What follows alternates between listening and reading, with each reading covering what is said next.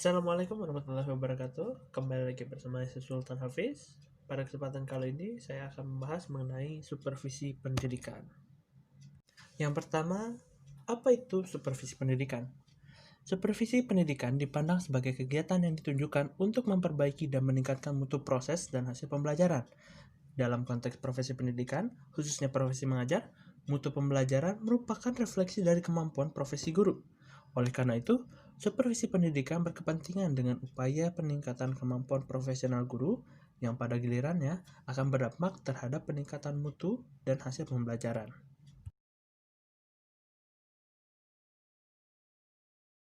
Berikutnya, sasaran supervisi pendidikan. Sasaran supervisi pendidikan adalah proses pembelajaran peserta didik dengan tujuan meningkatkan mutu proses dan hasil pembelajaran.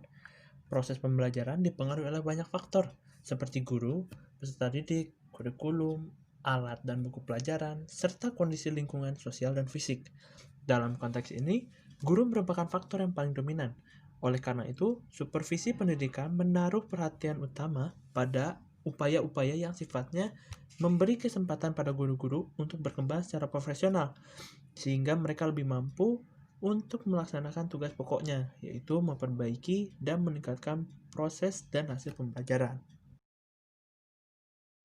Selanjutnya, fungsi supervisi pendidikan. Secara garis besar, supervisi pendidikan memiliki 4 fungsi utama.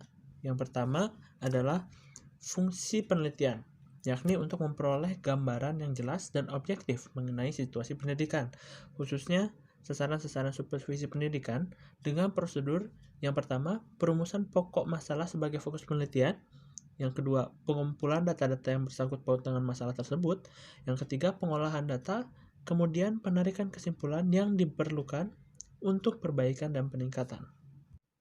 Selanjutnya, fungsi penilaian. Hasil penelitian selanjutnya dievaluasi, apakah mengembirakan atau memprihatinkan, mengalami kemajuan atau kemunduran atau kemandengan. Hanya perlu diingat bahwa dalam etika pendidikan, penilaian itu harus menekankan terlebih dahulu kepada aspek-aspek positif, kemudian baru pada aspek-aspek negatif. Yang ketiga, fungsi perbaikan.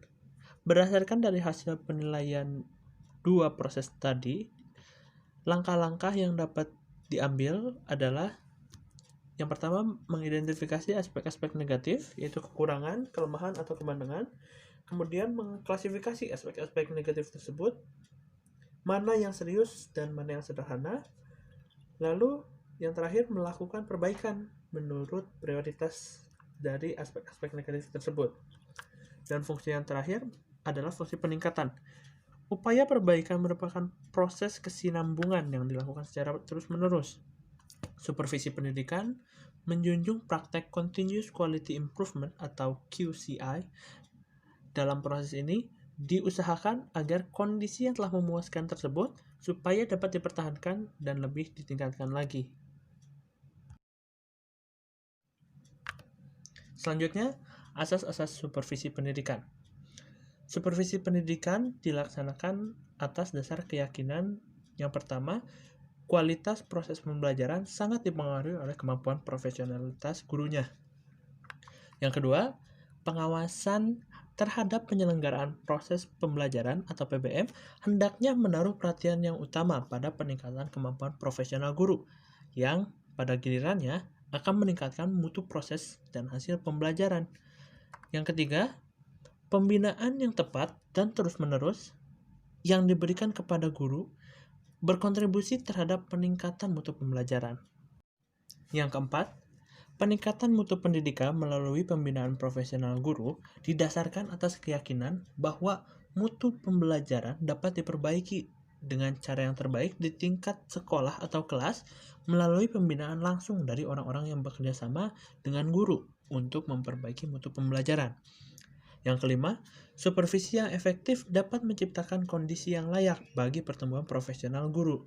Kondisi ini ditumbuhkan melalui kepemimpinan partisipasi di mana guru-guru merasa dihargai dan diperlukan. Dalam situasi seperti ini akan lahir kepercayaan antara para pembina, dalam hal ini pengawas atau kepala sekolah, dengan guru-guru, antara guru dengan guru, dan antara pembina sendiri. Guru-guru akan merasa bebas membicarakan pekerjaannya dengan pembina jika ada keyakinan bahwa pembina akan menghargai pikiran serta pendapatnya.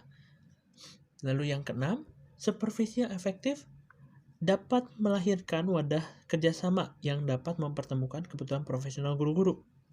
Melalui wadah ini, guru-guru memiliki kesempatan untuk berpikir dan bekerja sebagai suatu kelompok dalam mengidentifikasi dan memecahkan masalah yang dihadapi sehari-hari di bawah bimbingan pembina dalam upaya memperbaiki proses pembelajaran.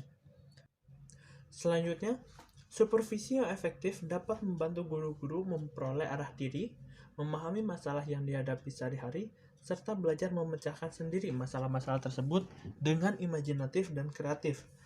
Dalam suasana seperti itu, pemikiran dan alternatif pemecahan masalah maupun gagasan inovatif akan muncul dari bawah dalam upaya menyempurnakan proses pembelajaran tanpa mengganggu instruksi atau petunjuk dari atas. Dengan demikian, supervisi yang efektif dapat merangsang kreativitas guru untuk memunculkan gagasan-gagasan perubahan dan pembaharuan yang ditujukan untuk memperbaiki proses pembelajaran. Dan yang terakhir, supervisi yang efektif hendaknya mampu membangun kondisi yang memungkinkan guru-guru dapat menunaikan pekerjaannya secara profesional. Kesediaan sumber daya pendidikan yang diperlukan memberi peluang kepada guru untuk mengembangkan proses pembelajaran yang lebih baik. Selanjutnya, kita beralih kepada pengawas. Dalam hal ini, peranan pengawas.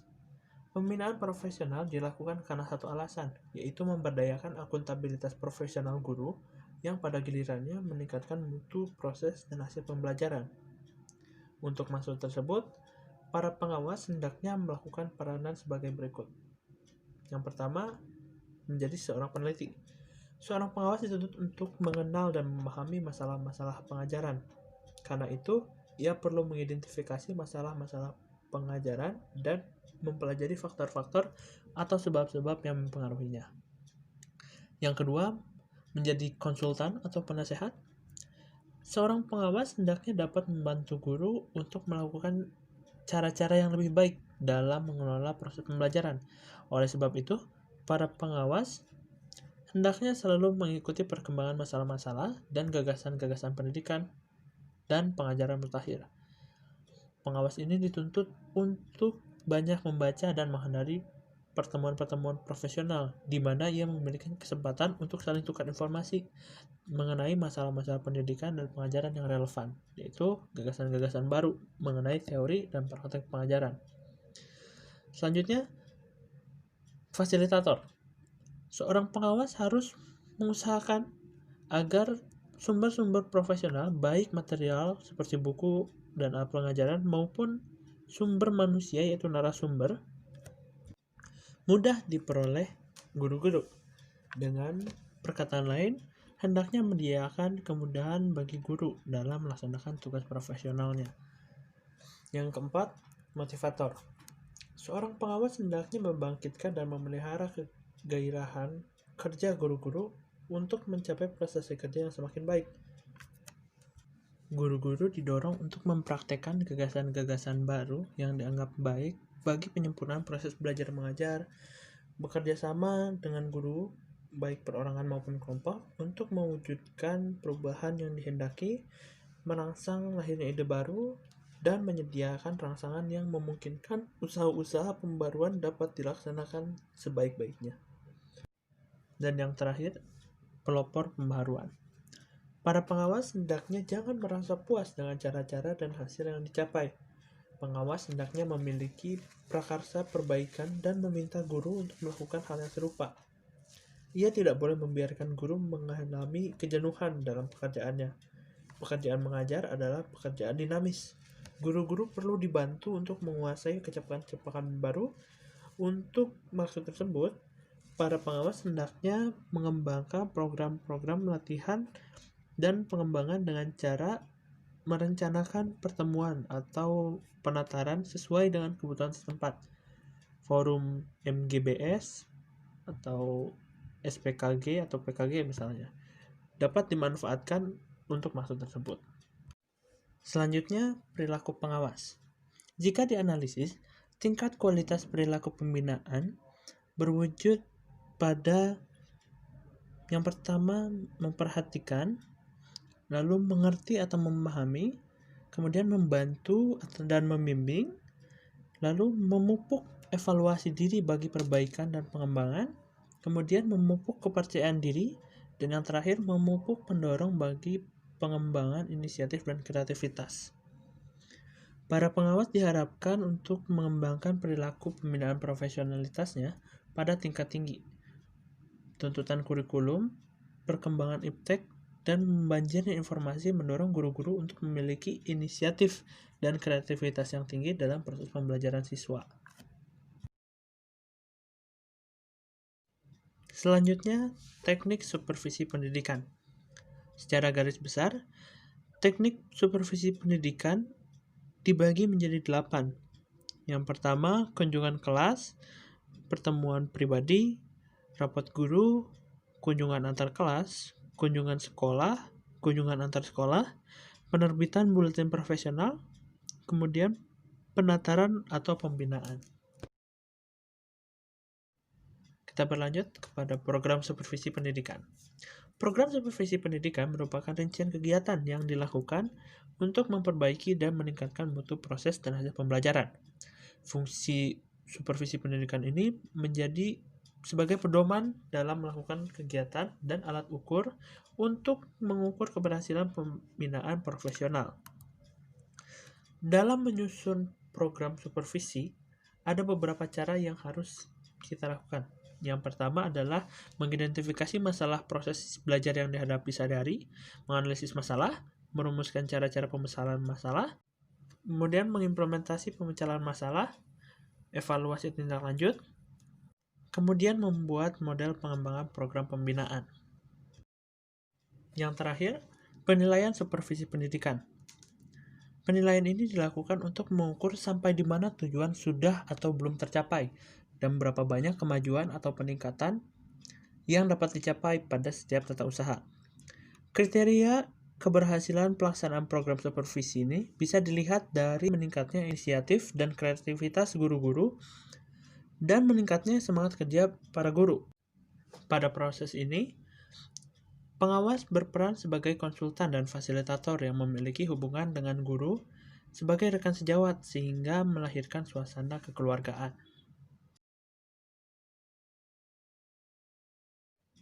Baik, kita telah sampai pada akhir materi. Terima kasih atas perhatiannya. Mohon maaf apabila terdapat kesalahan.